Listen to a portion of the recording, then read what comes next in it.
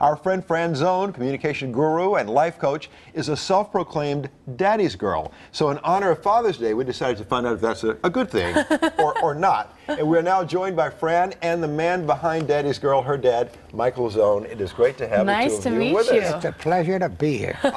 We know your daughter so well now. She's been on our show several times. And we never knew she enlightening was a us daddy's and- girl, though. Oh, yeah. Oh, all the way. No, so all the way. what does that mean?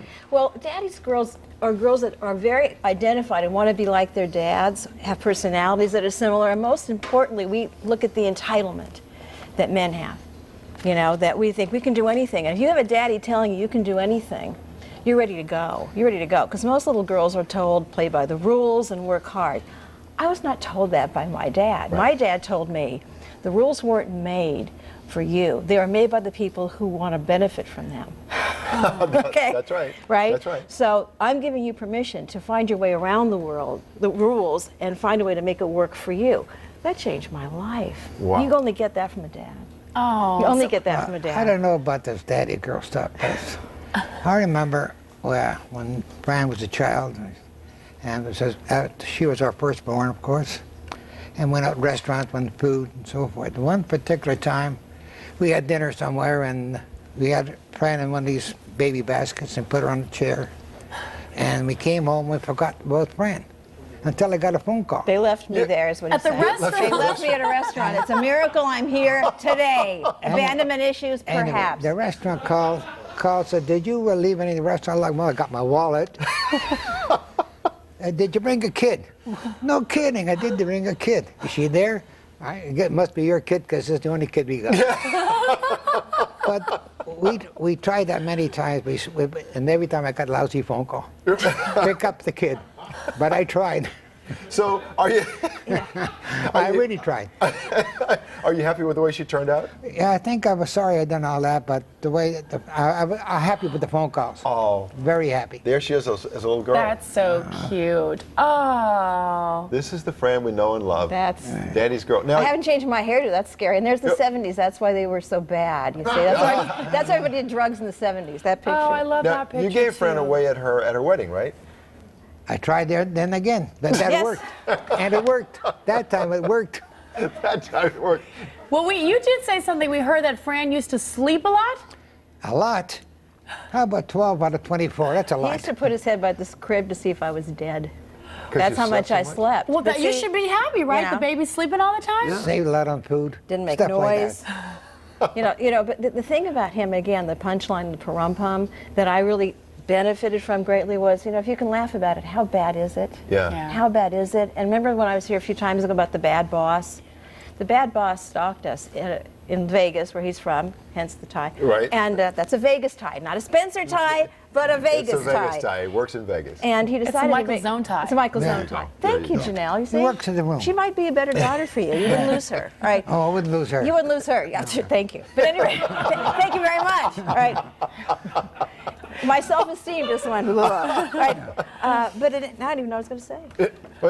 Well, it's okay. She doesn't sleep much either. Okay. So that's why you can't lose her. Yeah, there you go, because she's not going to let you out of her sight. Exactly. Okay, there you I'll go. be watching you. So we gather now that being daddy's girl is obviously a good thing, or at least it has been for you. Yeah. So what advice would you give to dads who are raising daughters? What wisdom can you pass along to them? Well, it's kind of easy to say that when your daughter now is over 30. Is that a good age? I'm over 30. Over 30. Okay. Over 30 is good. Stay there. Over 30 is good. Okay. And say, gee, I'm awful glad to have a daughter. I had a daughter like Fran, and another daughter, a younger daughter than Fran, Janine. And the only advice I can give to fathers with daughters, who have daughters, is don't leave them in restaurants. Don't live in restaurants. This was his famous reply, because they would say, your daughter is here.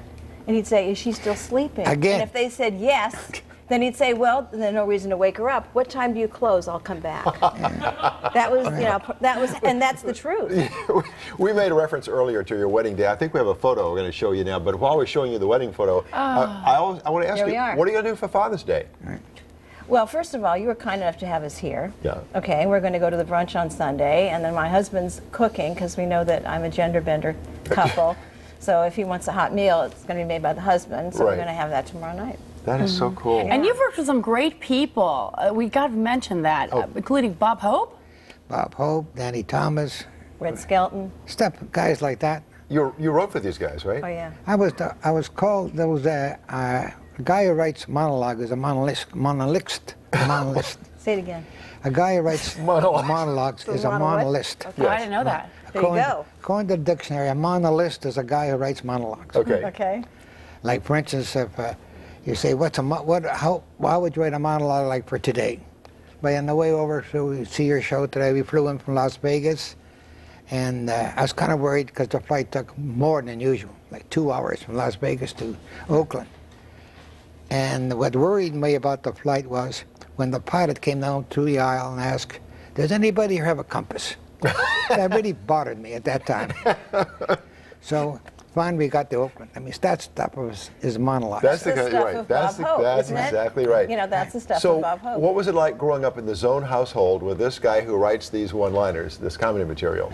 Well, as a young child, it was scary because I had a girlfriend. I'm 5'2", she was 5'10", and he called her Shorty. You know, hi Shorty. You know, and I knew that didn't go. But what it did for me when I got older was I always had a rim shot. Now, if I was very sad, and girls get depressed, you know, and they worry about male approval, to him, to this day, when I call his cell phone, he answers the phone. Hi, you gorgeous. So if my dad thinks I'm gorgeous, I don't care what other men think. Awesome. That is And so that's sweet. a gift. Isn't Yeah. it for a girl? Yeah, That's a gift. that is sweet. Fran Zone and Dad Michael Zone. Great to Thank happy you so Father's much. Day. Happy Father's Day to you. Fran, what do you- And for any your gifts for surprise, Father's Day? I'm glad for you. Isn't this enough? Okay. Come on. We have a lot of gift ideas for Father's Day. You might be interested. Do I get a gift? Yeah, Yeah. possibly. How You about might be that? interested in this. It's indulging your dad. The gift of indulgence. Interested? Really? Oh. Okay, yes, we want to see that.